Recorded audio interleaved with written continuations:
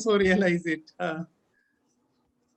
Dr. Nirmali, I have a request. Yes. Yes, sir. As I am presenting, in case my voice is not clear or my video is not clear, yes, sir. Call me on my mobile immediately.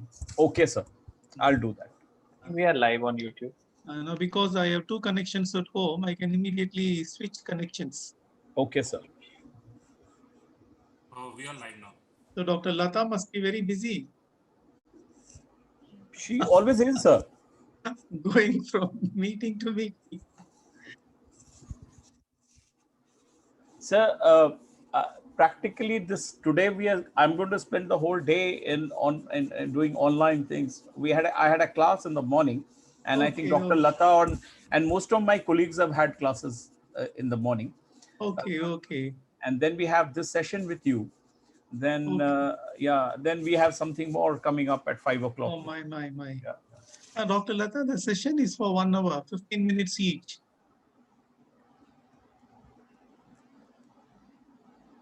Sir, you're muted. Sir, Ma'am, you're muted. Yourself. That's okay. Yeah, it's for an hour, and we can. Yes, it's for an hour. Then around half an hour for question answers. That's it. Okay. I'm ready. I prepared for 1 hour, four units, and each unit for 15 minutes. Yeah. Yes. So we are live now, sir, already. So on YouTube. On YouTube. So you will share your PPT from your end. Yes. Now okay. I'll do it now. Arnav can't be seen. I don't know because. Okay, maybe he is.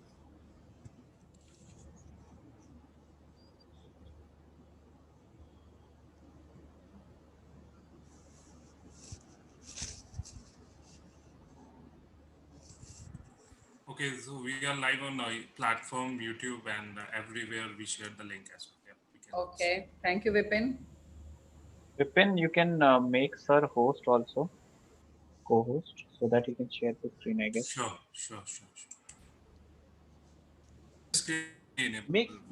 I suggest you make Arnav the co-host. He will have questions. No, but that won't help. No, he has to see from YouTube. Okay. And sir, I would like to briefly introduce you to also our members. Okay. Vipin is our technical head, sir. Yeah. Thank you, Vipin. Vipin and Nikhil, they are teachers in the company. Thank you, Nikhil. Vibhash is in management studies with me, sir. And okay. we have Sonia and Anchal. These. Okay. I remember. Okay, hello. I remember some of these names. Yes, sir. So we are from, this is the present FIP team, sir. Oh, great. A few more, maybe they may be joining soon, sir. Okay, is my PowerPoint visible? Yes, it is. Yes. Sir. Okay, I'll make it full screen. Yes, sir.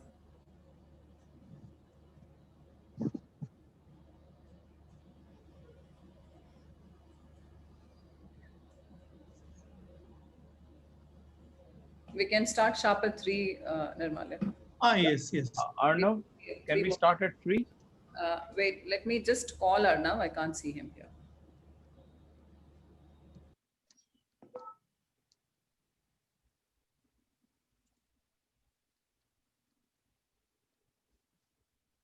Now Arnav is in. Arnav is coming. Yeah.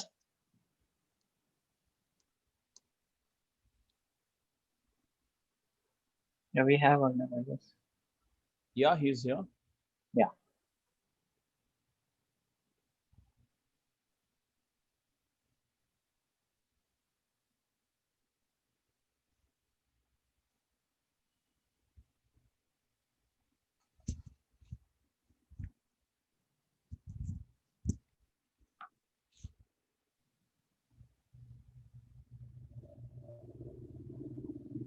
How many participants are there?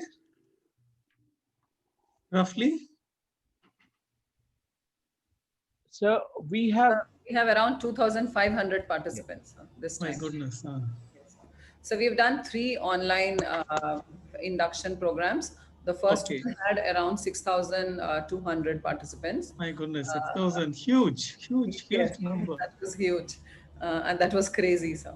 And the second one, of course, we were not part of that program. Another group did it. That one had 4,000 participants, and Nice, 4,000. this one presently has 2,500. It seems we have trained all the teachers across India now. Induction.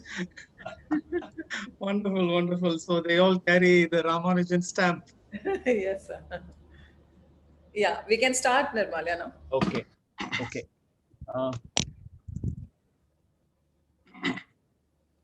Uh, very good afternoon to everybody, participants of this faculty induction and orientation program, as well as my colleagues who are here, and a very, very special and warm welcome to Professor A. Joseph Dorairaj, who is here today with us to talk to us about benchmarking and best practices, which is basically to do with how we approach the national, the national, the NAC assessment that goes on in the college.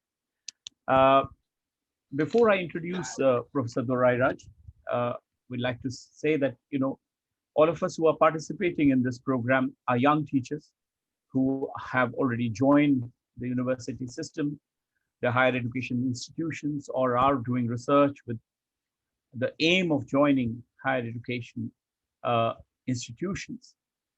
One of the important things that have happened in the last decade, 2 decades or so, is the process of assessment and accreditation that most universities and colleges have to do.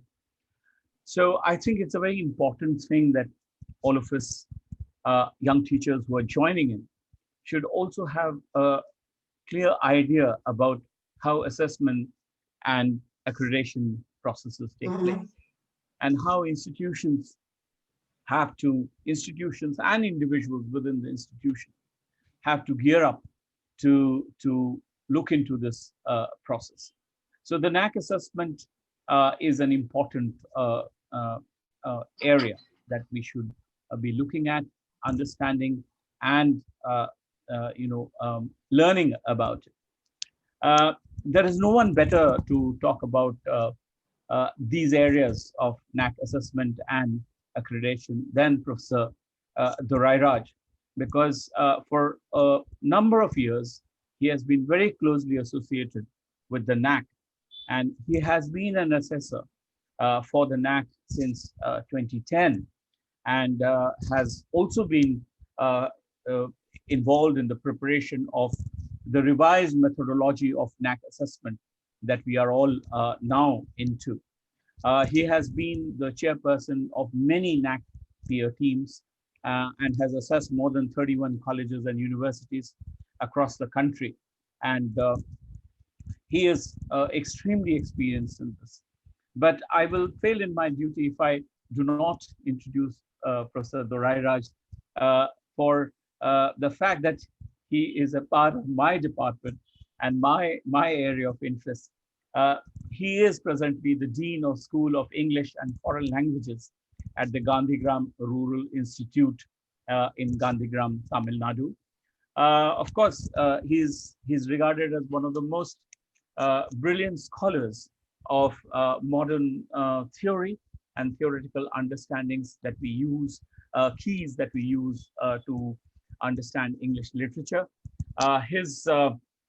He has a large number of books, but which he has published, and articles and books which he has published. But his most important and famous ones are, and that will give you a clue about his fantastic specialization that he has. That is myth and literature, interventions. That's his first book. Then he has interventions, essays in philosophy and literary theory. The third one is philosophical hermeneutics. And finally, he has a book on FAQs on research in literature and language. He has also edited books on critical essays on Indian English poets, and he has a special interest on Gandhi. So he's got a book on Gandhi too. he has, as an internationally renowned scholar, I think.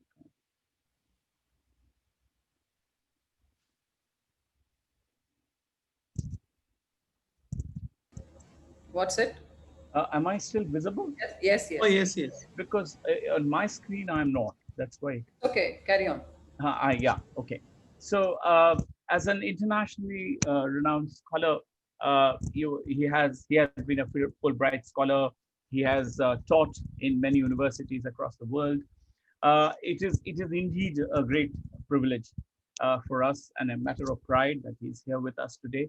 You've already met him in one of his earlier lectures, recorded lectures that he has already presented. But we thought it would be nice for all of us to have a live session with him where he can also interact with us. Thank you, Professor Dorai Raj, for being with us. He has been a very close associate of Ramanujan College and has been a guide and a mentor. He has helped us. He has always supported us. And during the early non-COVID times, he has made a number of visits to our college whenever we've called him to give very special lectures in our earlier FIPs and FDPs. So thank you very much once again, Professor Dorai Raj, for being with us today. And we are really looking forward to your, as usual, very organized, very methodical lectures that you present. So we are looking forward to your presentation today, which is to do with benchmarking and best practices. Professor A. Joseph Dorai Raj. Thank you, Dr. Nirmalaya. Now it is 3 o'clock. So I'll wish you both good afternoon and good evening. So good afternoon and good evening, dear friends. I'm happy to meet you online. I thank all those who made this virtual meeting possible. In a very special way, I would like to thank the principal of Ramanujan College, Delhi, Dr. S.P. Agarwal, Dr. K. Lata, who is the coordinator of the IQAC at Ramanujan, and also the coordinator for this induction program, Dr. Nirmalaya, coordinator for this induction program, and other technical staff. Good afternoon and good evening. I like to thank Ramanujan College for having given me this wonderful opportunity to meet you online. And Dr. Lata tells me that after 60 minutes, we will have interaction maybe for another 30 minutes or so. I look forward to that. So I thank Dr. Agarwal, Dr. Lata, Doctor, thank you, and Dr. Nirmalaya. Nirmalaya, thank you very much. Thank you, sir. So dear friends, the topic of my presentation is benchmarking and best practices. You can see it on the screen. So for the next 60 minutes, I'll be talking on benchmarking and best practices. I have divided my presentation into 4 units, and each unit will consist of something like 15 minutes. So 15 into 4, 60 minutes. So I'll be talking for 1 hour. In the first unit, I'll be answering 3 questions. What is benchmarking? What are the different types of benchmarking? And why should an institution do or undergo benchmarking? In the second unit, I'll be addressing the question, what are best practices? And in the third unit, I'll be highlighting the link or the association between benchmarking on the one hand and best practices on the other. In the fourth unit, I'll be talking about best practices with reference to NAC, and towards the end, maybe for 5 minutes or so, I'll be talking about one of the success stories of my own university, which is Gandhigram Rural Institute, deemed to be university. So dear friends, this is how I have organized my presentation. Now let us go to the first unit. Now the first unit, the first question, what is benchmarking? How is benchmarking defined? What are the various definitions of benchmarking? Now, there are two answers to this question. If we look at the origin of the term benchmarking, we realize that originally the term benchmarking was used by geographers and geologists. Interesting. So when geographers and geologists used the term benchmarking, they used it as reference points. So this is one version as far as the origin of the term benchmarking is concerned. Now there is another interesting story which tells us something about the origin of the term benchmarking. And this was in the year 1979, somewhere towards the end of the decade. What happened was, as far as the photocopiers were concerned, in North America, Xerox company, they were the leaders. But what happened was, Canon from Japan, they invaded the American market and they became the market leaders, pushing Xerox into the second position. Now, it was at this time, the Xerox company, they woke up and they said, we are no more the market leaders and we need to strategize to regain the position at it. And it was in this connection that they brought in the term benchmarking. So this is the interesting story about the origin of the term benchmarking. Now, I have a definition of benchmarking. In fact, I have two definitions of benchmarking. So the first definition of benchmarking, I have taken it from NAC manual. Now, all of you are familiar with NAC, and Dr. Nirmalaya in his introduction has already spoken about NAC and the role of NAC in assessing and accrediting institutions all over the country. And NAC has brought out three manuals. There is a manual, a separate manual for universities, a second manual for autonomous colleges, and the third manual for affiliated and constituent colleges. But for all the three manuals, the glossary is the same. And if you go to the glossary, there you get the definition of benchmarking. So according to NAC, a benchmark or a benchmarking is an example of good performance that serves as a standard for comparison of one's performance. It is a technique in which an institution measures its performance against the best of others. So which means there are two ideas in this quotation. So the first sentence makes it very clear: a standard, a yardstick, a measurement, wherein one college compares its own performance with another college. One university compares its own performance with another university. And when you compare, you measure yourself against the performance of the best in the category, about which I'll be talking a little later. Now, I told you the story of Xerox and how they came up with the concept of benchmarking. Okay, so here is a quote: a continuous process of measurement of its own products, services, and practices in comparison with the toughest competitors or with the companies known as industry leaders. So in the business context, in the industry context, they talk of industry leaders. So we can talk of educational leaders. So as far as colleges, who is right on top? As far as IITs, which is right on top? As far as NITs, which is right on top? So College A would like to compare itself with the best college. For instance, in the NIRF 2020, Miranda House was adjudged the best institution. So College A or College B or College C or College D, they would like to compare themselves with Miranda House because they are considered the best in the field. Now, let me go to the second question. What are the different types of benchmarking? Now, in this particular slide, you would come across 5 different categories of benchmarking. Now, some would talk of 3, some would talk of 4, some would talk of 5, and some would even talk of 8 or 9 different types of benchmarking. Anyway, the number is not very important, even though I have listed 5 different types of benchmarking. And I would like to focus on internal benchmarking, external benchmarking, and please go to the last 2 lines, best in class benchmarking. I have also talked about what is process benchmarking and what is performance benchmarking, but that really is not my concern. My concern is to talk about what is internal benchmarking and what is external benchmarking. and what is best-in-class benchmark. So what is internal benchmarking?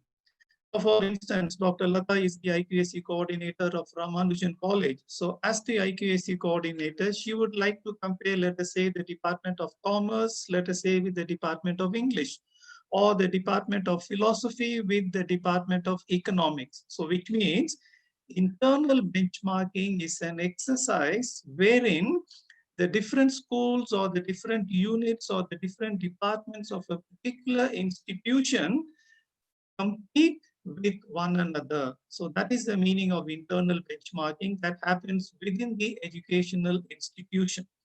So what is external benchmarking? One college comparing itself with another college. When I say another college, a college which is performing much, much better than that particular institution. So in an external benchmarking, what happens is a particular higher educational institution compares its performance with the best in the category. Then we go to the last one, best in class benchmarking.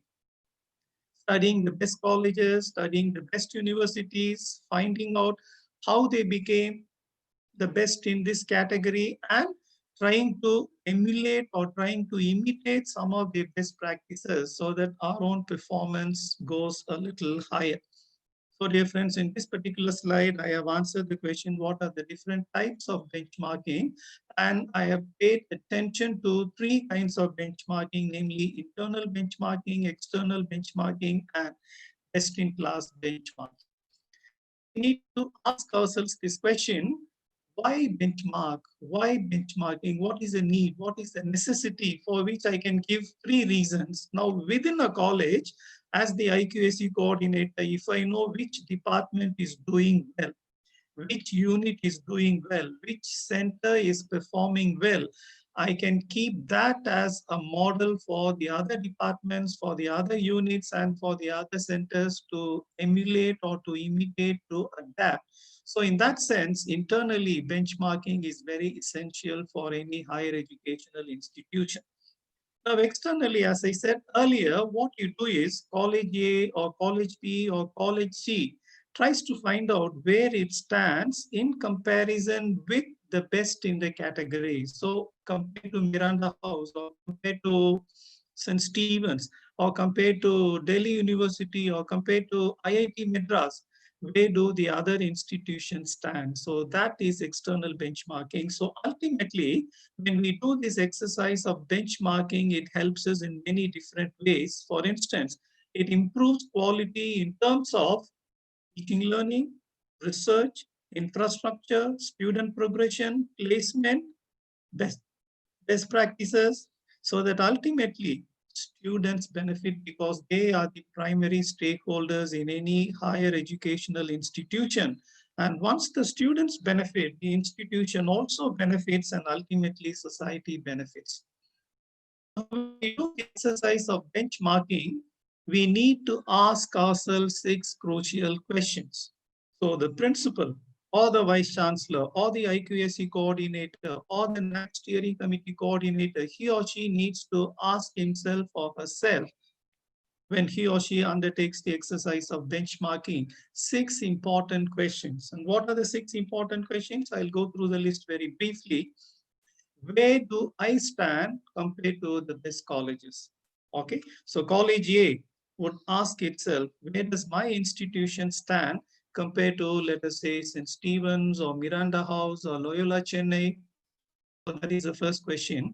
Okay, so once you find out where you are positioned, then you have to decide what is your destination, what is your goal. So this is where I stand as far as my performance is concerned. So from here, I would like to reach this target. So the second question is, where do I want to go? So the third is, which model would I like to imitate? So who is the exemplar? Who is the paradigm? Who is the model? In other words, the best institutions. And how do we know which is the best institution? As far as NAC is concerned, an institution which has got A++, that is considered the best. In NIRF, the top 5 or the top 10, they are considered the best. So you keep them as the model and you try to go closer to that model. So that is the third one. The fourth one, okay, you ask yourself, how did IIT Madras become the best IIT in India? How did NIT Trichy become the best NIT in India? How did Miranda House become the best college in India as far as NIRF 2020 is concerned? So which means you go into their best practice.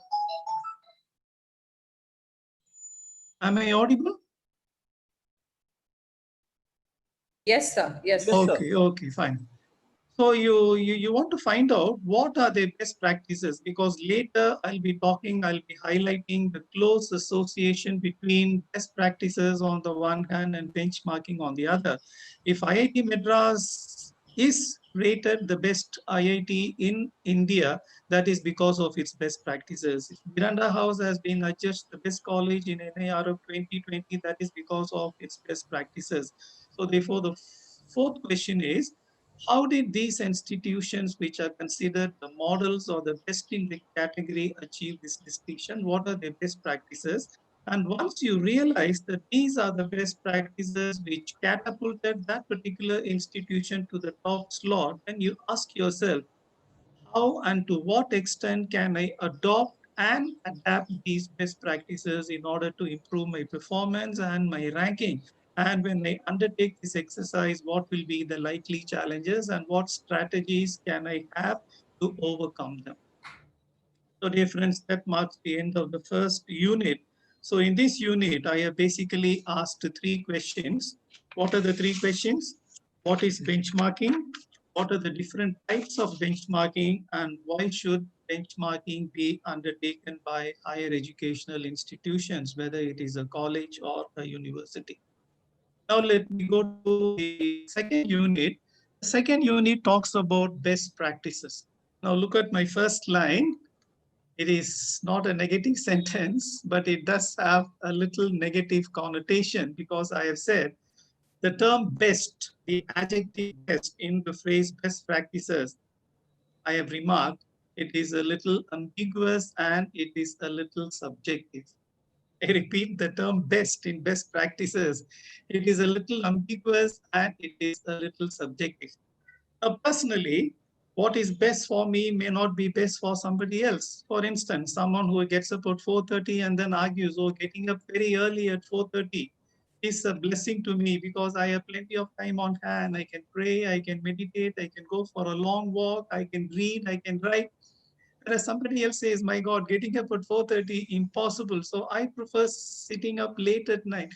So what is best for an individual may not be best or even better for somebody else. So therefore, when we talk of best in best practices, there is a little ambiguity because the term is a little subjective. So therefore, if you ask me, then what would be the alternative or what would be the synonyms? Okay, I have a long list of synonyms. Okay, instead of calling it best practice, maybe you can call it good practice, you can call it smart practice, or you can call it outstanding practices or proven practices or promising practice or exceptional practices or effective practices, or those practices which are meant to not only enhance quality but also sustain quality. Or in industry, they would say evidence-based practice. Okay, so any practice which has proof of positive outcome, we are willing to accept it. So evidence-based, if there are no evidence, if there are no proofs, then we dismiss it as not a good practice. Okay. So this is about best practices. So we will go to the last one. It is not subjective through and through, even though it is a little ambiguous, even though it is a little subjective. I would like to make a distinction between best practices at the institutional level and best practices which are generic or which are universal. In other words, please allow me to explain. There are certain practices which are specific to a particular institution. It takes into account the locale of the institution, the context of the institution, the character of the institution. So therefore, there are certain practices which are institution specific. I'll give you an example. Now, I think it was in February or March, I was at Loyola College, Chennai. They had invited me for an academic and administrative audit. And in the evening, we had a meeting with all the associations. They have subject association plus outside the subject associations. So they have an association, they have a group called Friends of the Police. And when I asked them, what do you do? They said every evening they go and help the policemen regulate traffic. Now, I cannot suggest this to a rural institution because in a rural institution, where do they find heavy traffic? So which means this particular practice, which is a good practice, the best practice, it is institution specific. It is okay for a city college, not certainly not okay for a semi-urban or for a rural institution.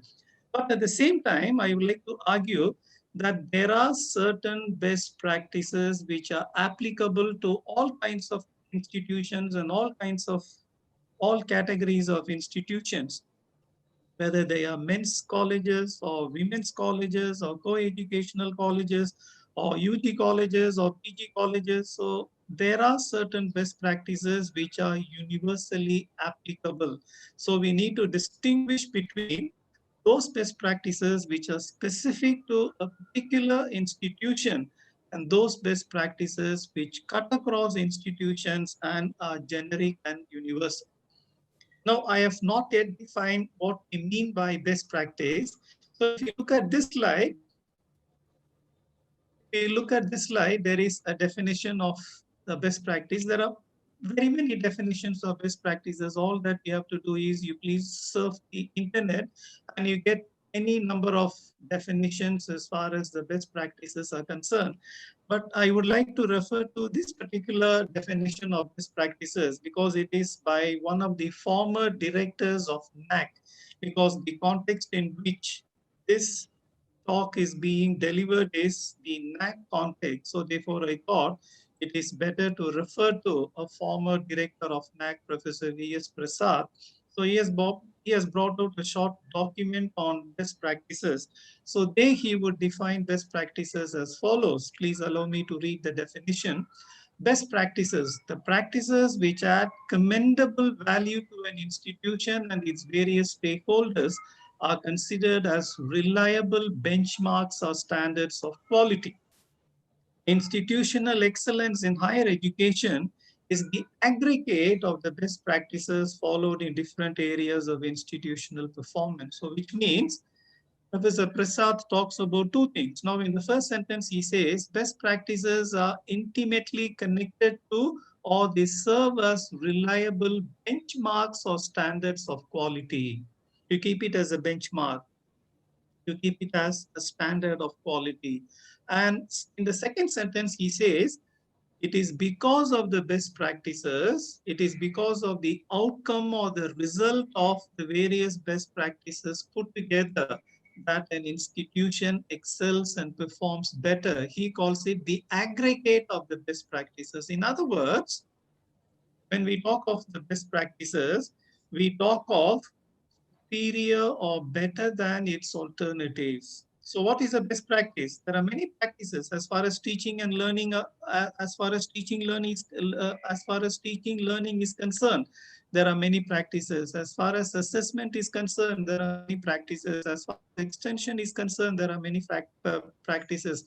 As far as mentoring is concerned, there are many practices. But when you talk of the best practice, it has to be superior to and better than the other practices. Only then it qualifies to be called the best practice because it has produced better results and we have evidence, we have proof. And eventually the best practices, they are institutionalized, they get formalized, about which I will talk a little later. Now we'll go to the next slide. And this is an important slide because I would like to talk about best practices and the college ethos. I would like to talk about best practices in the context of the college ambience or environment or ethos. Now, this I have taken it from Prasad and Stella.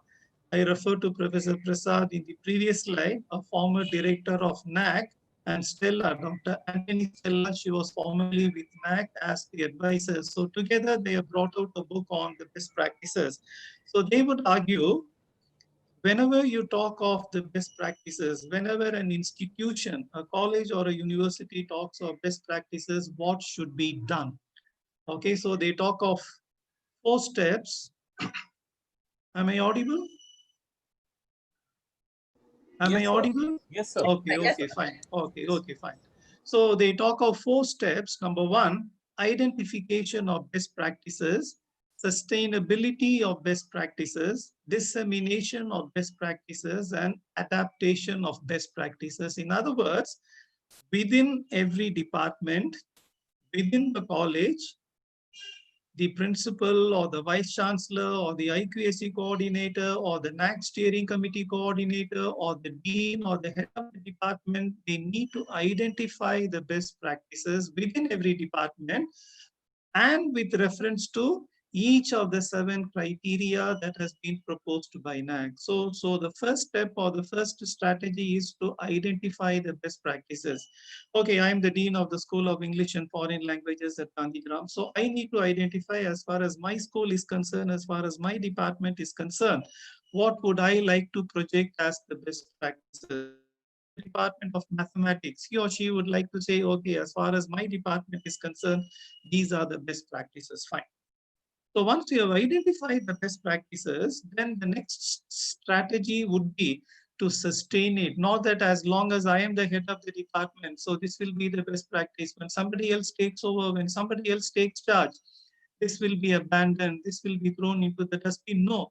If it is a good practice, it needs to be nurtured, it needs to be sustained, it needs to be sustained. Why? Why? Because it is a good practice, it is a very good practice. It is for this reason that it needs to be sustained. And once you know that it is a very good practice, once you know it is the best practice because it has produced superior results, it has produced better results, then it is the duty of that particular institution to communicate it, to disseminate it with other institutions. So if it is something special at Ramanujan College, Dr. Lata can share it, Dr. Nirmalaya and Dr. Lata can share it with the other colleges. Look here, this is what we are doing and we have found it very effective. Why don't you also adopt this? So the 4th one is adapt and adopt. Not that we have to imitate it 100%. Okay, so depending upon the local context or ecosystem or environment, you try to adapt it so that you can suit it to your own ambience. So you identify the best practice and you nurture and sustain it, and then you spread it across so that others also can imitate.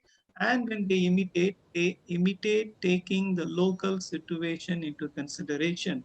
It is in this context that Dr. Prasad and Dr. Stella, they talk about institutionalizing best practices and also internalizing best practices. So what is the meaning of institutionalizing, formalizing it?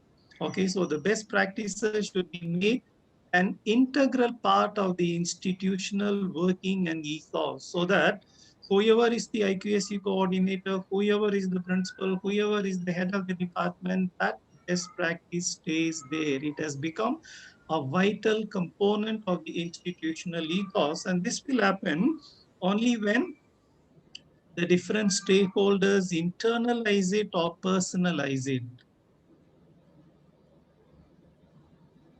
Now, before I conclude the second unit, I would like to offer a few clarifications. Now, I would like to offer 6 plus 1, 7 clarifications, and I would like to add that these 7 clarifications are based on my own experience as a NAC assessor for the last 10 years or so, based on my various visits, what I have picked up, what I have listened to, I would like to share with you.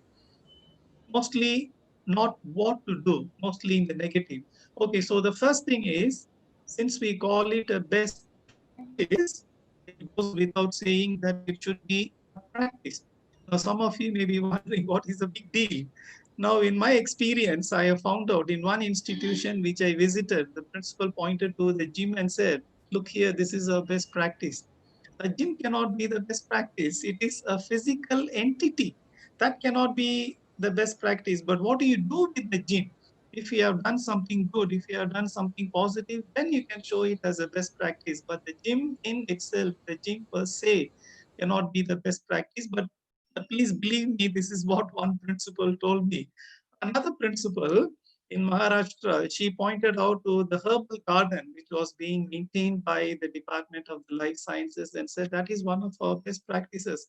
Now, how can a garden become a best practice? It is not a practice, but what you do with the garden, do you generate some money like horticulture, floriculture, or you give some training if it is a herbal garden, or like you produce a medicine and then you have some evidence that it has cured hundreds of people.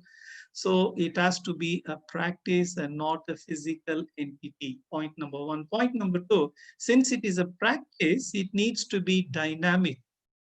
In one institution, they said, we are doing this for the last 2 months. I mean, I wouldn't like to call it a practice, because in order to be called a practice, like, it should have a history. Okay, we started it some 15 years ago, and then we continue it. Of course, we have fine-tuned it, we have rephrased it, but this is a practice that has been there for quite some time, maybe 4 years, maybe 5 years, maybe 10 years, but not something that was introduced in the previous semester or in the previous academic year.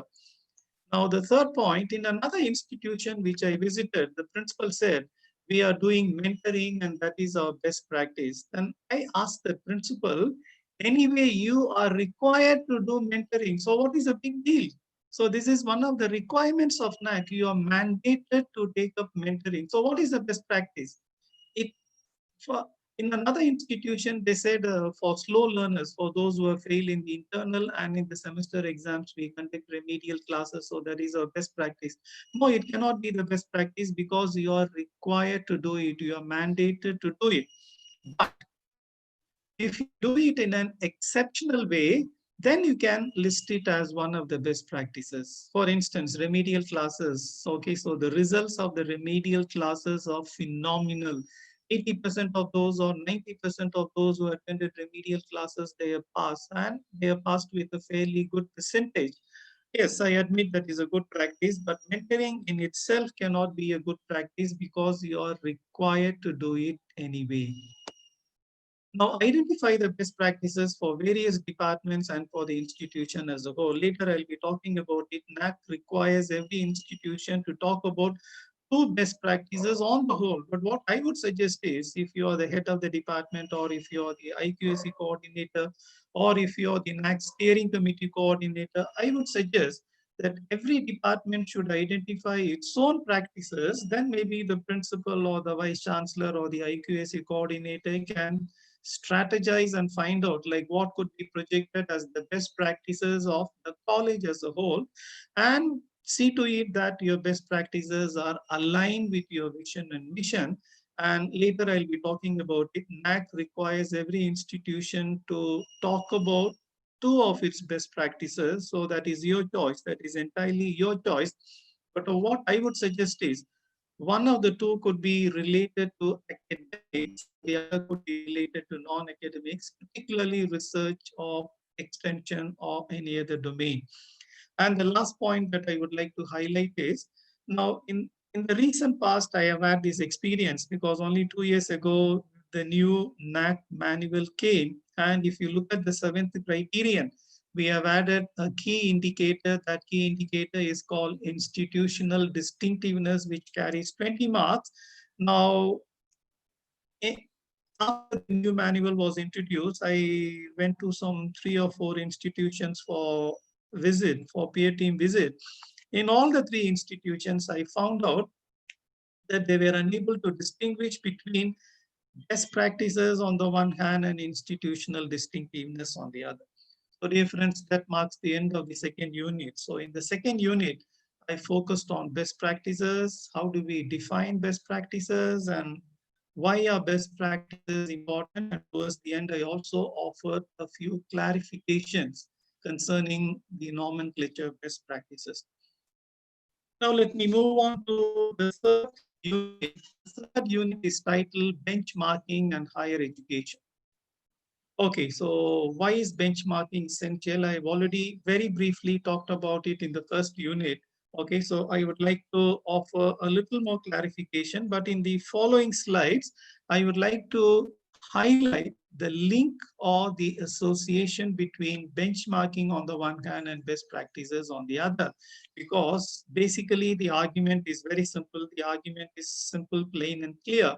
If an institution has become a top ranking institution, it is because of its best practices. So therefore, there is a very close connection between benchmarking and best practices. And the third unit would highlight this association.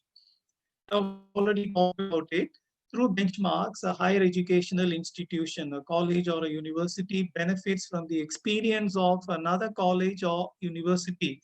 And they talked about how colleges should share and disseminate their best practices so that other institutions may emulate them, may adopt them, may adapt them so that they also become better and better institutions.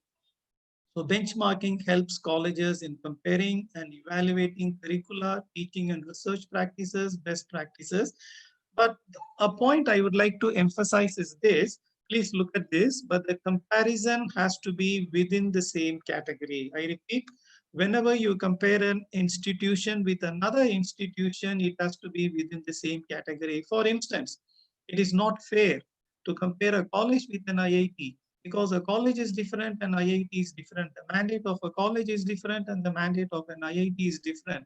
The infrastructure available to a college is very modest, whereas the infrastructure available in an IIT, particularly an IIT like Delhi or Madras, is enormous. So therefore, you cannot compare a college with an IIT, or within the institution, for instance, you cannot compare a service unit like the library or sports and games or NCC or NSS with the teaching department. So when you do benchmarking, the comparison has to be within the same category and not outside the category. So the advantages of benchmarking, it creates an opportunity for higher educational institutions and teachers and professors to share their best practices. This is from one side. Now, on the other side, learn from the success stories of others. And ultimately, when all institutions share their best practices and we pool our best practices together, what happens is we produce a library, we produce a laboratory, we produce a national library or laboratory for new ideas and collaboration. And this could be pushed further at the international level. We can have a world laboratory for new ideas and collaboration. Now, as I said earlier, the focus of the third unit is to highlight the connection between benchmarking and best practices, because I made it abundantly clear. Now, Miranda College has become the best college in NAR of 2020. It is because of the best practices. It is because of the best practices in curriculum, because of the best practices in teaching learning, because of the best practices in mentoring and student progression, because of the best practices in research, and the list goes on.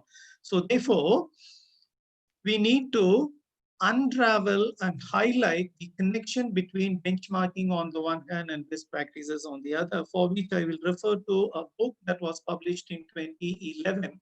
The title of the book is The 8-Step Path of Policy Analysis, a Handbook for Practice. The author's name is given. So he suggests that we have 8 steps. That is why the title of the book is The 8-Step Path. So what should be done? So the first one is you define the problem. Okay, then you collect evidence, assemble the evidence, think of alternatives, think of solutions, think of alternatives, select the criteria, project the outcomes, confront the trade-offs, decide, and that is your success story. And once you have evidence, once you have proof that this is truly a successful story, a success story, then you share it with other colleges, you share it with other institutions so that they can emulate your success story. Thereby, they can also become better. So this is one way of strategizing how to become a better college or how to become a better institutions. And the pathway that he suggests is through the best practices. Now, when we talk of benchmarking and when we talk of best practices, it is the role of primarily the role of IQAC. Not that the deans do not have a role to play, not that the principals do not have a role to play, not that the heads of departments do not have a role to play. Everyone has a role to play. But primarily, it is the job of the IQAC as far as Ramanujan is concerned. So it is the responsibility of Dr. Lata to see to it that benchmarking is undertaken in an efficient manner and best practices are identified, nurtured, sustained, and also disseminated for the other institutions to emulate. So the first point makes it very clear. IQAC in every institution, in every college, in every university plays a key role in benchmarking, in identifying best practices for each department and for each of the 7 criteria of the NAC. Even though NAC wants only 2 best practices for the entire institution, what I would suggest is at the initial level, it is better that every department identifies a minimum of 2 best practices and you can sort out and arrive at the 2 best for the entire institution. Then academic and administrative unit, that is an exercise that helps in measuring the outcomes of the exercises that you did with regard to benchmarking. Now, the last slide. So far, we have been talking about the positive side of benchmarking. Okay, how benchmarking is essential. I started with the success story of Xerox, how they went a notch down because of the arrival of Canon. Then they strategized, they benchmarked in order to regain the top position. So far I have been talking about the upside or the advantages of benchmarking. But at the same time, we need to realize that there are certain disadvantages, certain limitations as far as benchmarking is concerned. So let me talk about it very briefly. Now, unwanted comparisons without realizing that best practices are contingent and contextual. Okay, so some heads of institutions do not realize, okay, so that institution is doing, why don't I do that? Okay, that institution is different. The character of that institution is different. The character of your institution is different. The context of that institution is different. The context of your institution is different. So you cannot blindly imitate or replicate because there are 2 keywords. Best practices are contingent and best practices are contextual. Earlier, I gave the example at Loyola College, Chennai, every evening, friends of the police would go out into the city and help the police in maintaining or regulating traffic. So now that is contextual. This is okay for a city college. Not certainly not okay for a semi-urban college or for a rural college where there is no traffic at all. So therefore, when we talk of best practices, we should realize not all best practices can be replicated or can be imitated. Why? Because they are contingent and contextual. But at the same time, I would like to clarify not that all best practices are contingent and not all practices are contextual. Some are contextual. Earlier, I talked about how some are institution specific and some are generic and universal. Now, you go to the next one. When I started my second unit, when I tried to define what is best, I said the term itself is a little ambiguous and a little subjective because what is best for one institution may not be best for another institution. So which means excellence. Excellence is best practices. Okay, so a synonym. Now, excellence, if you go to the dictionary will give you the definition of excellence. Okay, but in reality, excellence is both absolute and relative. For instance, based on my own experience, once I was talking to the chairman of the inorganic department of chemistry at IIC, and he said, as far as we are concerned, our target is to get our papers published either in Nature or Science. That was the benchmark for an IISc professor. I guess it is the same benchmark for anyone at IIT or even NIT or some of the best institutions, best universities in India.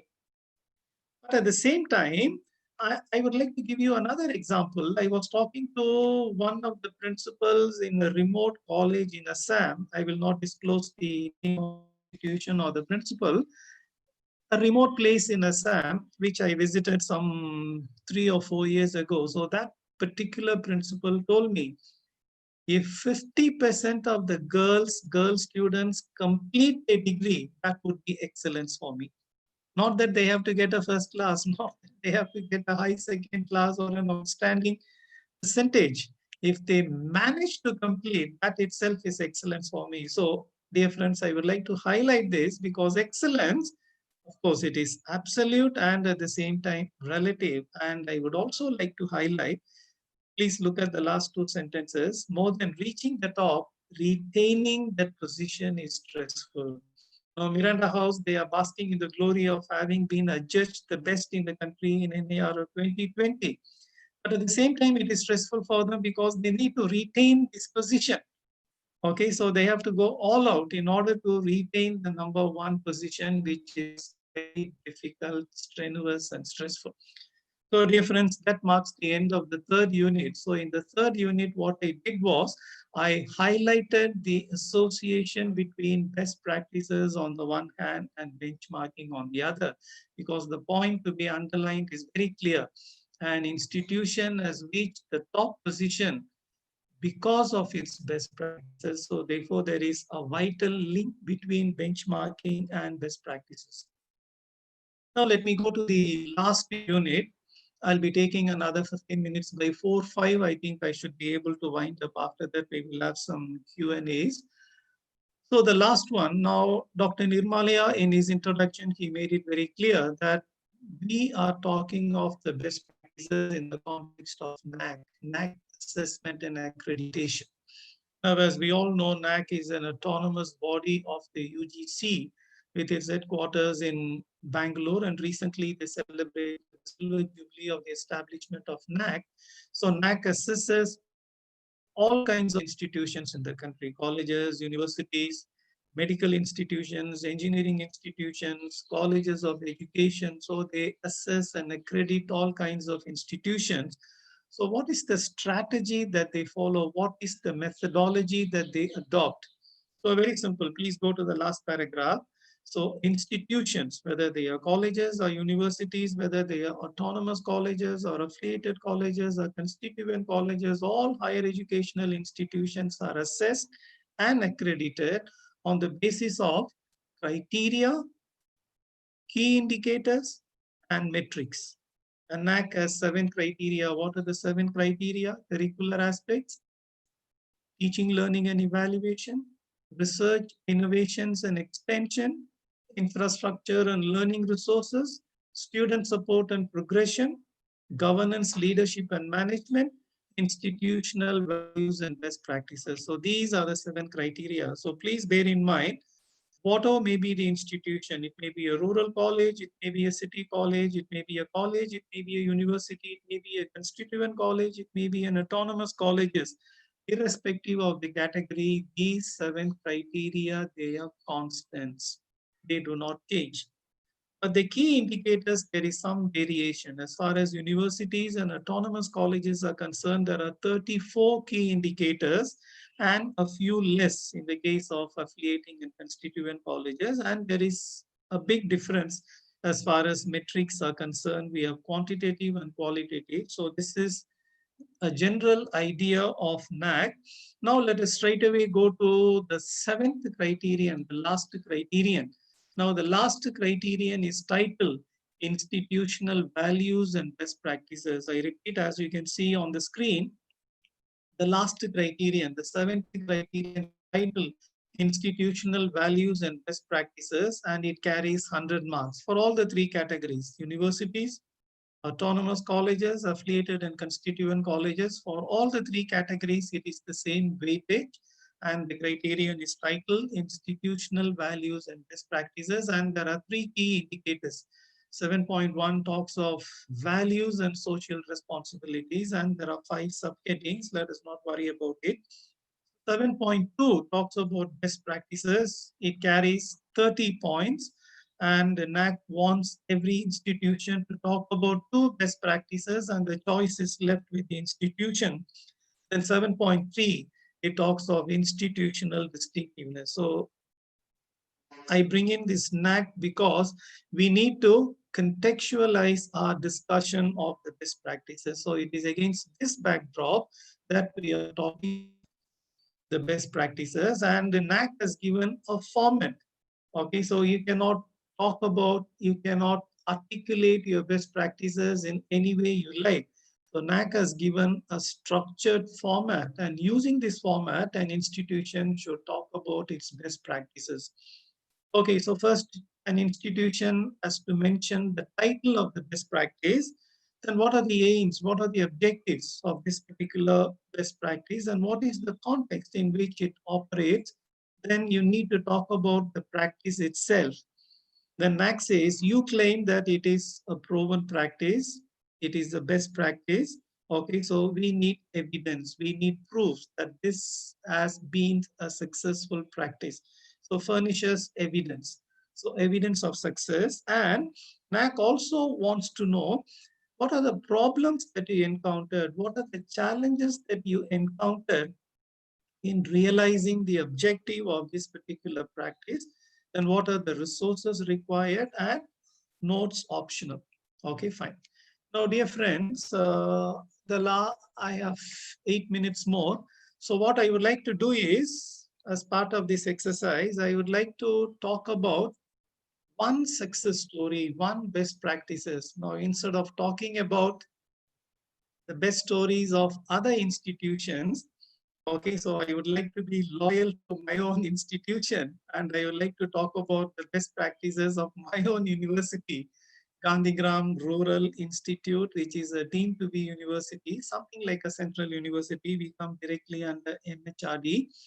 And I am in this university for the last 30 years. So I have imbibed the ethos of the Gandhigram Rural Institute, deemed to be university. And at the outset, I would like to proudly say, in India, as far as the higher educational sector is concerned, we talk of the three-dimensional model. What is the three-dimensional model? We talk of teaching, the first dimension, the first facet. We talk of research, which constitutes the second dimension. And we talk of extension and outreach activities, which would be the third dimension or the third facet. Now, everyone is very familiar, everyone is conversant with this model called the three-dimensional model teaching. As a teacher, I am supposed to teach, but at the same time, I'm also supposed to do research. Now, teaching and research, not enough. I need to do something more. Okay, so carry my knowledge, extend my knowledge to the neighboring villages, to the neighboring vicinity, so that they also benefit from my knowledge. So teaching, research, and extension. Now, today, nobody is surprised at the three-dimensional model because all institutions, we follow the three-dimensional model. But some 40 years ago, some 50 years ago, institutions, colleges focused only on teaching. I'm sure you will agree with me. 40 years ago, 50 years ago, 30 years ago, okay, a college, what was the mandate of a college? A college was supposed to do teaching. Research, very, very little research, practically no research. It is only after NAC and after NIRF came up like a flurry of research related activities. But 40 years ago, 30 years ago, colleges, their only job was to teach. Universities, yes, the Humboldtian model. Universities, yes, in addition to teaching, we are supposed to take up research. But neither at the college level nor at the university level was there any talk of lab to land or any talk of extension and outreach activities. So in this sense, my university, Gandhigram Rural University, it was a pioneer because even 40 years ago, we pioneered this model that education is three-dimensional. They should be teaching, they should be research, and at that time, we called it lab to land. Okay, so whatever we discuss in the classrooms, okay, so the fruits of it should reach the neighborhood, the vicinity, so extension. And one of the successful experiments at Gandhigram Rural University is what we call VPP, Village Placement Program. Okay, I'll give you a very brief idea of what is this village placement program. Now, before I talk of this village placement program, which is the best practice of my own university, it is a 2-credit program, and whether he or she is a UG student or a PG student, without completing this village placement program, which carries 2 credits, he or she cannot get a degree. So in other words, this village placement program is absolutely essential, and you simply cannot get your degree if you have not completed your village placement program. And what is the requirement? The requirement is you have to stay in a village for 7 days. Of course, there is a team. There is a team from the Department of Extension Education. There is a team from the Department of Rural Development, and there is an internal coordinator. So all these things, fine. Now, if you would like to ask me, like, what do? We go to the villages, and staff and students, we stay in villages for 7 consecutive days, and it carries 2 credit. It carries 2 credits, and it is mandatory for all students at the undergraduate level and at the postgraduate level. So what exactly do we do? Okay, I would like to divide the activities of this particular program into 2 broad categories. Common activities which students of all departments, whether they are from English or from But it's not Tamil or audible. from, is it clear? Is my Yes. voice clear? Yeah, now Okay, you fine. can. Yes. Okay, so common activities and discipline specific activities. Now, discipline specific, it is easy to define. Okay, the Department of English. Okay, so the rural kids, the rural students, we teach them some basic grammar, we teach them some spoken English. So this is department specific or discipline specific. Now, what are the common activities? We organize a lot of medical camps, shramdam, surveys. Surveys is an important part because we have at the university, we have a department of rural development, we have a department of extension education. So they undertake a lot of rural projects for which the students, like they collect data and pass on the data to them. So surveys, they give us the questionnaire, and they brief us as to how to undertake the survey, because it is an empirical survey. Then organizing programs that are aimed at promoting awareness. So we organize cultural programs. So the activities can be classified into 2 categories: common activities which all department students of all departments undertake, and those activities which are specific to a particular department. Now, if you ask me, like, okay, you have been practicing this for the last 40 years, like, is it the same model? No, it is not the same model. Over the years, we have modified it, we have fine-tuned it, because every year after the village placement program, we have a thorough evaluation, and then based on the evaluation, from the villagers, from the students, from the organizers, from the coordinators, we try to bridge the gap and fine tune it. Now, if you ask me, in what sense has it been a successful model? So where is the evidence of success? Okay, I would like to give you a few answers. Now, the first one, we have realized students, when they come back from the villages, okay, so these 7 days, okay, so a remarkable change. In what sense? Like, they develop analytical and problem solving abilities, then they become aware of rural India and the problems of rural India. And this is very interesting. A student of sociology or a student of economics, he or she studies something in the classroom. I mean, a typical example would be the Department of Sociology.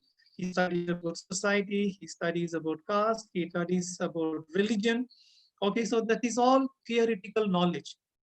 Now, when he or she goes out into the field, okay, whatever he learned about caste, stratification, whatever he or she learned about religion, ethnicity, now all these come alive. So which means this program, village placement program, that helps in a big way to bridge the gap between theory on the one hand and praxis on the other. In other words, there is an integration of, number 1, knowledge, number 2, skill. After they complete their village placement program, there is a perceptible, there is a discernible change in their outlook. And I'm happy and I'm proud to talk of my own university and one of the best practices of my own university. So dear friends, I've completed my lecture on benchmarking and the best practices. So in the first unit, I talked of what is benchmarking, what are the different types of benchmarking, and why should benchmarking be undertaken. And in the second unit, I answered the question, what are considered the best practices? On what basis, on what grounds? Then in the third one, I highlighted the association between best practices and benchmarking. Then in the last unit, in the fourth unit, I talked about benchmarking in the context of NAC. And before I like to complete, I will like to finish with this particular sentence. This is not a quote, so this is my own observation. Benchmarking is a continuous process and activity. Why? For every time the bar is raised, there are better models for emulation. Now, I would like to substantiate it with two examples. Now, I am a sports person, so I would like to give examples from sports. So right now, I spend a lot of time, in addition to reading and writing, I spend a lot of time watching the US Open, whether it is early morning or late at night. I watched the US Open, and unfortunate that Djokovic is out. Now, all of us know, as far as the Grand Slams are concerned, it is Federer with 20 Grand Slams. So that is the benchmark. I repeat, so tennis Grand Slams, the benchmark is Federer, 20 Grand Slams, Nadal with 17, and Djokovic with 17. Now imagine, after the US Open, we have French. Okay, so imagine Nadal wins once again, then he ties it with Federer, and maybe next year he even surpasses. So which means, as of now, the benchmark as far as tennis is concerned is Federer, but tomorrow the benchmark may change. Why? Because every time the bar is raised, there are better models for emulation. If I can give you one more example, once again from sports. Now, as far as 100 meters is concerned, the world record stands in the name of Usain Bolt. He has done it in 9.58 seconds. If someone can do it, let us say Johan Blake or somebody else, if he can do it in 9.57, then there is a different benchmark. So therefore, I would like to complete my presentation with this observation. Benchmarking is a continuous process and activity. It is not a one-time process. It is not a one-time activity. It is to be written and rewritten. Okay, so dear friends, thank you very much, and a very, very special thanks to Dr. Lata and Dr. Nirmalia. Thank you, Dr. Lata, and thank you, Dr. Nirmalia. Thank you. Welcome, sir. Welcome, sir. Thank you so much, sir. Thank you so much, sir. I think I finished on time. Yeah, of course, I was conscious of it. You're always on time, sir. yes, sir. Thank you, thank you. And it's so characteristic of you, you know, to give this very detailed but extremely structured and analysis of what benchmarks should be and how we should get over get to within our own institutions. First of all, identify the benchmark and then strive towards making it better. And you've given all the different aspects of this challenge that one has while one. It also means that the teacher's role is just not confined within the boundaries or the walls of a classroom and the students, but it goes out and there has to be a interaction between the teacher, the student, the teacher, and the entire institution, and then finally the institution taking it out into the larger society. Thank you very much, sir. Sir, as you can see, we are the team that has organized this FIP. Except for me, everybody is young in this team. It's a You're very also young. everybody is young and very dynamic.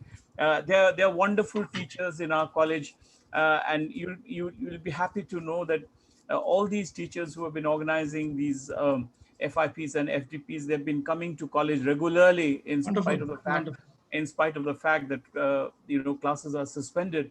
They've been coming and working almost, and after you go back now because of the online thing, we work even late at night. So one such young, bright teacher in our college is Dr. Arnav Kumar. He is in the Department of Management Studies, and he has been monitoring this lecture on YouTube and has been looking at some of the questions that have come up while you were delivering your talk. So I now request Arnav to please take over and share with us the questions, and request Professor Doraraj to kind of address them. Okay, thank you. Arnav. So I can stop sharing my screen. Yes, you can, sir. Yes. Okay, Thank, fine. So Yeah. thank you, Dr. Arnab Kumar. Thank you, sir. Thank you, Nirmalya, sir. So, sir, first of all, I would like to say that the entire chat, over 500 chats and thousands of participants, all of them are overwhelmed by your session, or you can also, when it will be available later also, so you would be able to Thank you. see praises and very informative, very such a beautiful compilation, and the way you clarified complex things there, they are really overwhelmed, and they have also seen your portal based session. So, sir, one Sanoj Kumar Chauhan, Suchita Wankhede, Arnav Datta, and Yojna Kharga, all of them have a common question. Yes. And the common question is that, especially as you have been also a part of peer review team for NAC visits, so could you give more examples of best practices which colleges can emulate or follow? Okay, fine. So that's an interesting question. Now, I have already given you one example, a case of my own university, and the best practice that I talked about is called Village Placement Program. Okay, I'll give you two more examples. But before I give you these examples, I would like to suggest to our young friends, and maybe there are some IQSC coordinators or future IQSC coordinators. Now, what I would like to suggest is, now most of these SSR self-study reports are available on NAC website. I repeat, most of these SSR self-study reports, they are available on NAC website. So if you can browse them, if you can download them, if you can go through them, you get a lot of idea about the best practices. So this is my first observation. Now, my second observation, NAC has brought out a book with the title Best Practices, and it is by Professor V.S. Prasad and Anthony Stella. So that also is available. What I will do is, after the session, okay, I'll share the link with Dr. Lata, and Dr. Lata can share the link with all the participants. Okay, so that gives a theoretical chapter, what are best practices by Professor Prasad and Stella. Then the rest of the book is examples with reference to every criterion. So for criterion 1, what are the examples? For criterion 2, what are the examples? For criterion 3, what are the examples? Having said that, I would like to talk of, I said I will like to talk of two examples. Maybe I would like to talk of one example. Now, I live in Madurai. I teach at Gandhigram Rural Institute, but I live in Madurai in Tamil Nadu, and Madurai is supposed to be the second largest city in Madurai. And Madurai, we have at least some 20 colleges. Okay, I will not name the college, but in one of the colleges, they have a wonderful extension program. It is an all women's college. Okay, and they have a wonderful extension program. What they do is, in my university, we have not adopted a village. I mean, the Department of Rural Development, the Department of Extension Education, they have adopted some villages, and round the clock they work for the improvement and the development of the adopted villages. But in this particular institution, what they do is they take a village. Okay, for 2021, it is village A. For 1920, it was village B.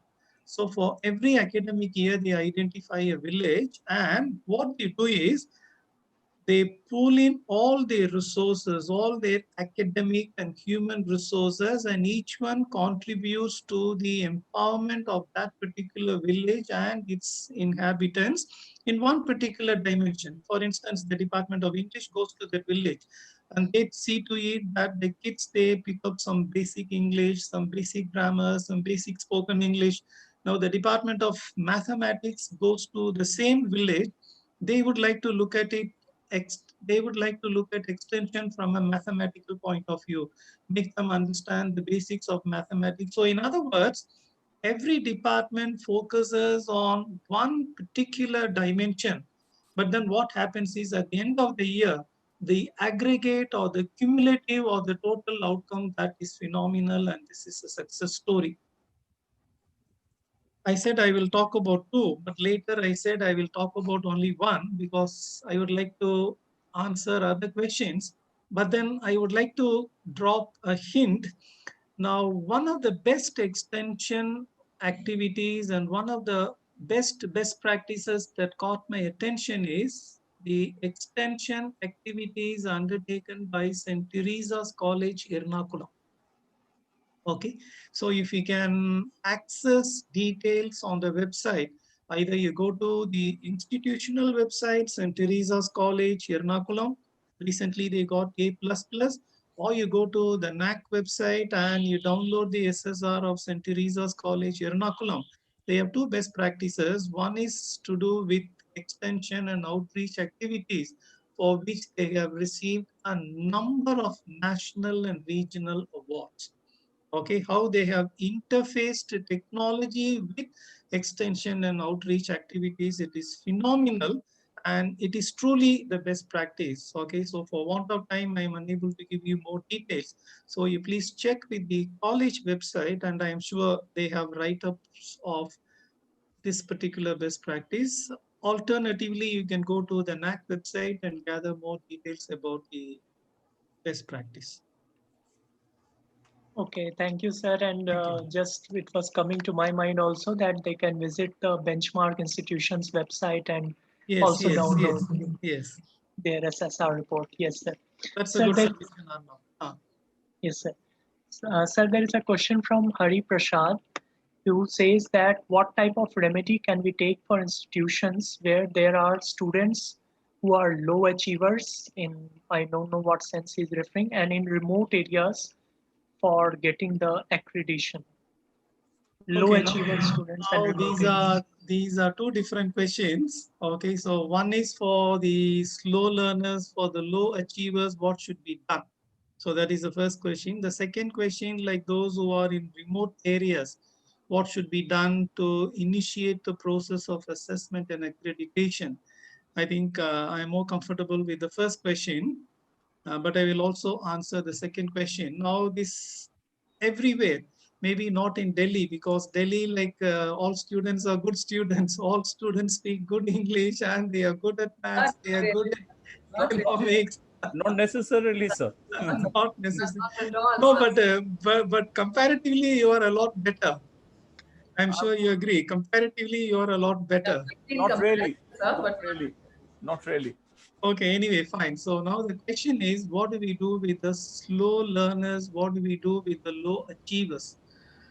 Now, universally, it has been suggested the remedial program should be conducted for the benefit of the slow learners or the underachievers or the whatever term you call it.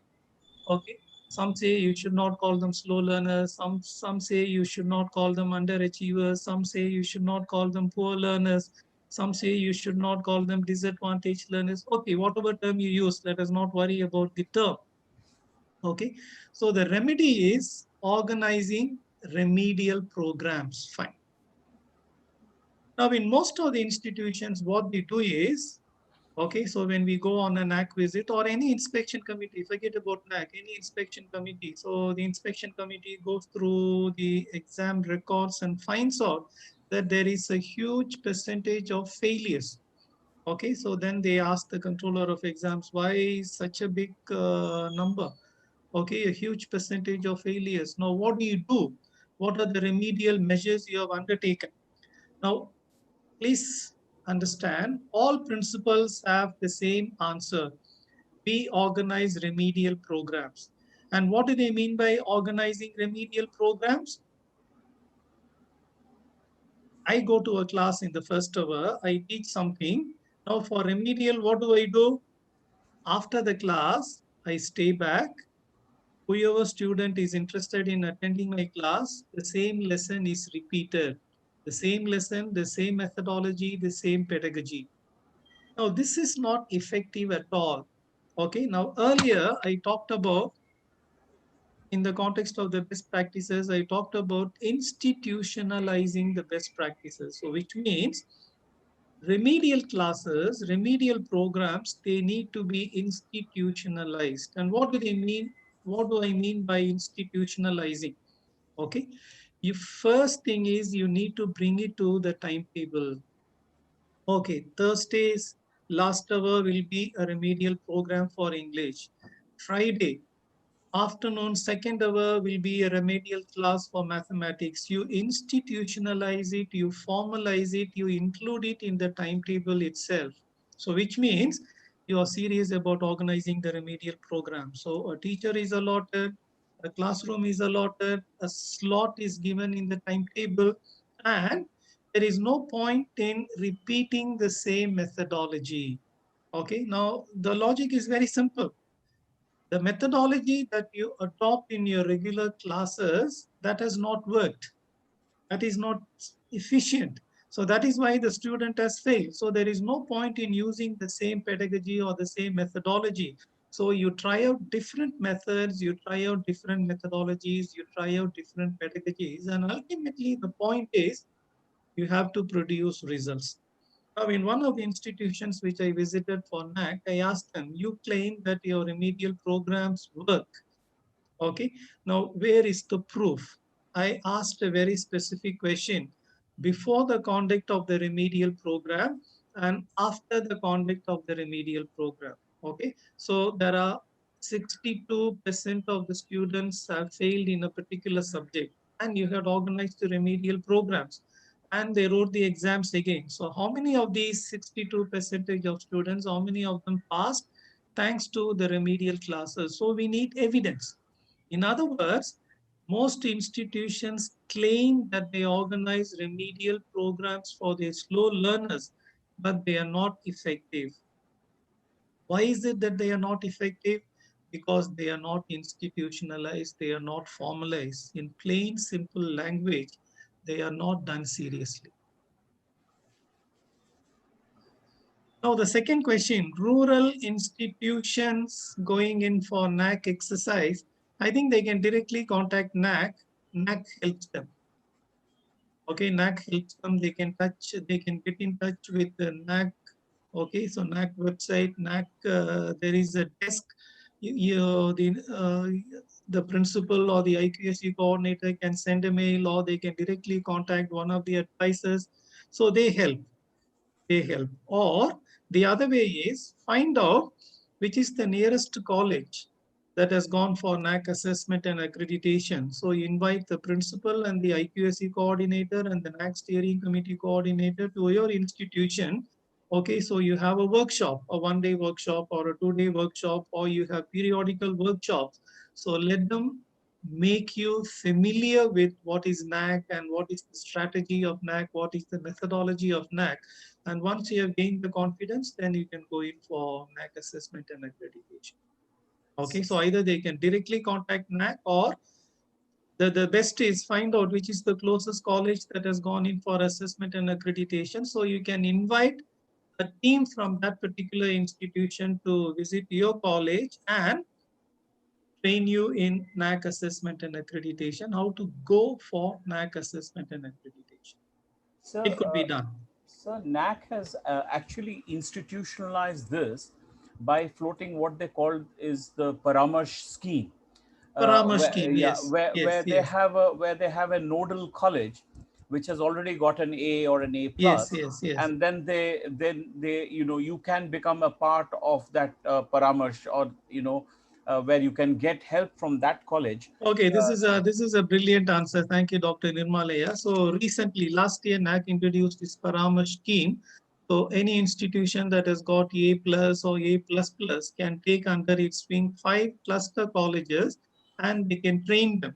Okay, so whoever raised this question, he or she should find out like what is the lead institution in that vicinity, that neighborhood, and you could be attached to that particular institution for guidance and support. Thank you, Dr. Nirmalaya, for that brilliant reply. Arnav? Yes, sir. Yes, sir. So, sir, there is another question from Sahnawaz Alam and another participant. that sometimes infrastructure is beyond the control of college, and yet it has weightage in NAC. So can there be some solution, especially when funding is not there? Well, this is a very difficult question. Uh, I'll share my own experience. So sometimes, I mean, I have to be extremely careful because sometimes the answers can be very sensitive. Okay, so I will not disclose the name of the college, but it is in the heart of Bihar. Okay, I was the chairman and I visited this college some 5 years ago. I think Bihar is divided into two, depending on which side of the Ganges you are. Okay, so this is, if I remember right, 200 kilometers from Patna. Okay, so this is an undergraduate college, a government-aided college, and there were only 4 staff members. I am not exaggerating, only 4 staff members, and we visited the library. I asked for that particular day's newspaper. The principal said, sorry, sir, we don't have newspapers. Then they took us to the chemistry laboratory. Please believe me, this is not a concoction. This is a real story. I did not find even test tubes. I am not talking of some spectroscopy or NMR or some sophisticated instruments which run into lakhs and crores. I am talking of test tubes. I did not find test tubes in that chemistry laboratory. So you're talking of infrastructure. So it is true. I have personally visited some of these institutions where the infrastructure is extremely poor. Now, they also have to go through the same process of accreditation. There is no mercy, there is no lenience, there is no grace marks for them. Okay. I mean, this is unfortunate.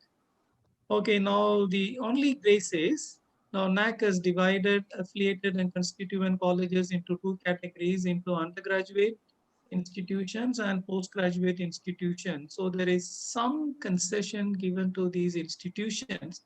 See, from the NAC point of view, they cannot be dividing institutions further and further. Okay, so you need to have some general and universal yardsticks applicable for all colleges in Tamil Nadu, whether you're from the urban area or from the semi-urban area or from the rural area, whether your infrastructure is good or poor or very poor. So you need to have some standards, general standards. So some institutions, like, very unfortunate, as I gave the example of this government college in Bihar, but what to do? Okay, so these are stark facts, and we have to negotiate these stark facts. So again, sometimes it so happens that colleges, institutions do not have infrastructure for whatever reasons, finance and otherwise. But I'm sure the NAC assessing team is very often impressed by the initiatives that are taken even without that kind of an infrastructural support. You know, Okay, sometimes now, that helps. excellent, excellent. Now, I didn't want to continue with my own experience. I refer to that college in Bihar, 200 kilometers from Patna. I said there was no newspaper in the library. There were no test tubes in the chemistry laboratory. But as Dr. Nirmalaya pointed out, in spite of all these deficiencies, I repeat, in spite of all these deficiencies, some learning was taking place, and that was the heartwarming story at the end of the day. Okay, not that they were dejected, because it was not their fault that no appointments had taken place during the last 20 years, because it is beyond their control. Okay, the government did not make the appointment, so the college is not to be blamed. And the government did not release funds. So that is why they do not have adequate equipment in the chemistry laboratory. So the infrastructure was extremely poor, shamelessly poor. But the heartwarming fact was, at the end of the day, we realized that some learning was taking place in spite of all these deficiencies. I think that was something satisfying. Okay, so thanks, Dr. Nirmalaya. Arnav, Thank you, sir. maybe this is So, the last question we take up. sir, second last, if you Okay, permit. Yes. okay. So, sir, one question is regarding the role why research is getting weightage and particularly on par with teaching for undergraduate and postgraduate colleges or university setups also where they are only teaching UG and PG students. No, Arnab, I didn't get your question. So are you asking me why is this emphasis on research even in Yes, sir. colleges? Yes, sir. Yes. Fine, fine, fine, fine. Okay, now during my presentation, I made it very clear some 30 years ago, some 35 years ago, some 45 years ago, okay, you're a college, you are supposed to teach, period. Okay, you are a university, okay, you're supposed to teach plus do some research as well. But today, even colleges are required to do research, and this is a good thing. And this is a good thing, certainly a good thing, certainly a healthy change, certainly a positive change. Why? No, because like teaching feeds into research and research feeds into teaching. Okay, when I do research, I gather better knowledge, I gather better insights, I gather more concepts and new concepts and original concepts and refreshing concepts. And once I equip myself, because what I learned at my postgraduate program. Okay, so that may not be sufficient.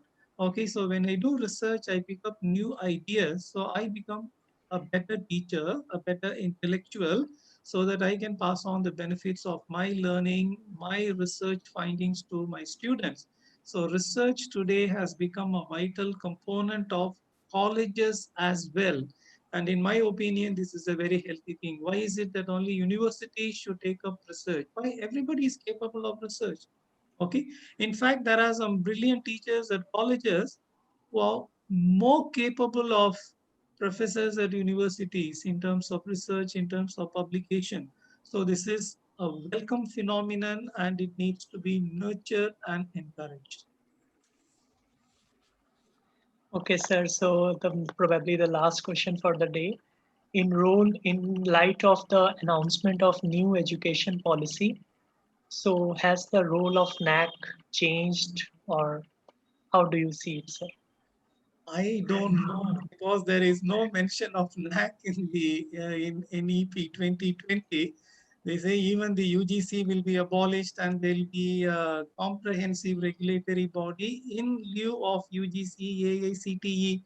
So I think we have to wait and see how things unfold. I don't know whether NAC would be there, but certainly there would be an assessment and accrediting agency. Yes, Whether yes. NAC does it or some other organization does it, I think that is immaterial. But the role of NAC would continue, whether we continue to call it NAC or by any other name that we do not know. But there certainly is a place and role for assessment and accreditation. Whether NAC would do it or whether some other agency would do it, I think we have to wait and watch. If I may add, sir, I think Yes, please. no, I think it will only enhance. It will only get even more.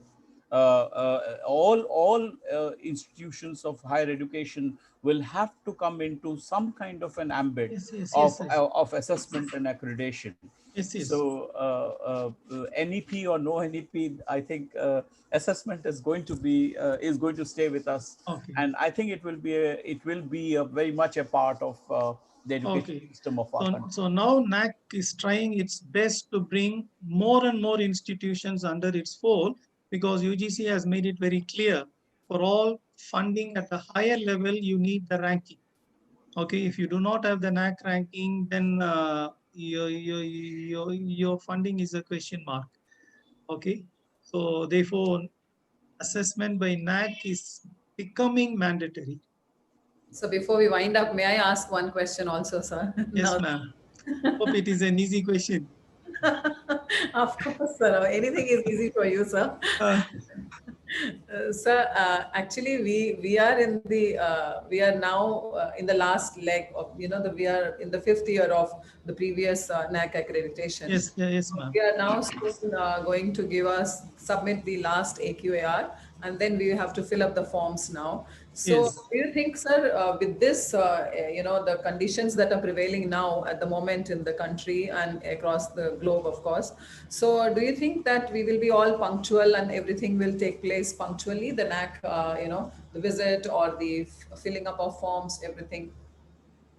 No, But this is we an do interest. not have anything to present in that sense, because this 9 months have been really very bad. We do not have the first year right now. The admissions are not taking place. So, what do we present in that sense? Of course, we are managing with online things, but you can understand it is not as good as the classroom teaching, or we do not have the students. We cannot do various other activities, and we are due in, January, February to apply, to make the proper application for NAC. Okay, Dr. Lata is the IQAC coordinator, so therefore this is a personal individual concern and also the concern of the institution. Okay, ma'am, please visit the NAC website. They have made a few concessions. Okay, now I would like to talk of two concessions. Now, concession number one, the NAC website has made it very clear for those institutions whose validity has already expired. Okay, for instance, a college in Madurai, they should have submitted their SSR at least by June for the fourth cycle, but they have not done it because of the lockdown. So NAC says, don't worry, your validity will be, the validity of certification, that will be extended for another 6 months. So this is point number one. Point number two, if you please check with the NAC website, and also if you send a mail to the NAC help desk, they respond immediately and they tell you not to worry, like they give you revised dates. Okay, for instance, the AQAR has to be submitted 31st of December every year, and that has to be submitted online. So in most respects, NAC has given some concessions because of the lockdown.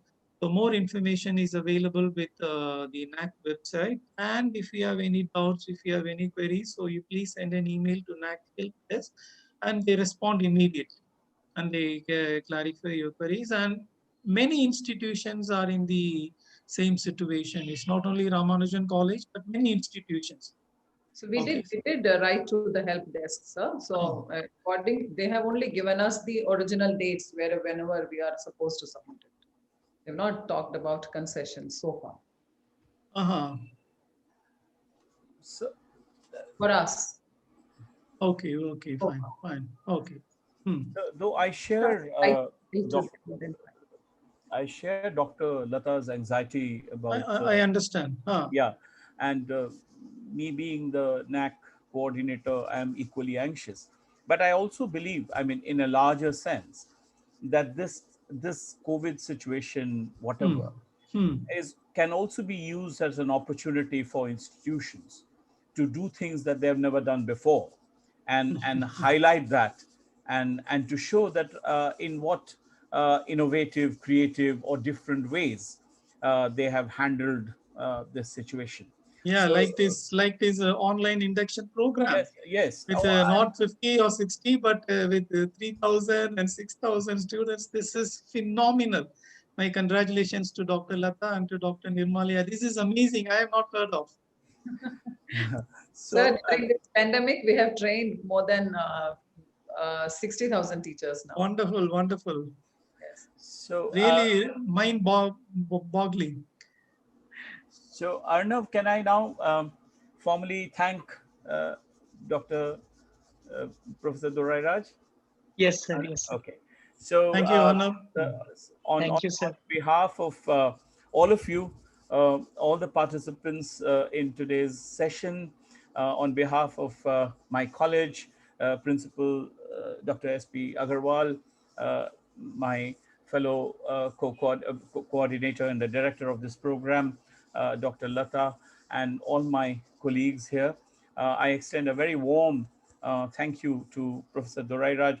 It's always very, very inspiring listening to you for the sheer clarity that you have when you talk about things, and not only the clarity, the immense latitude, horizontally latitude that you in which you cover so many things, and at the same time the vertical depth that you have in each one of the points that you raise is amazing. And it's you, in many sense, you are a kind of a role model teacher for all of us.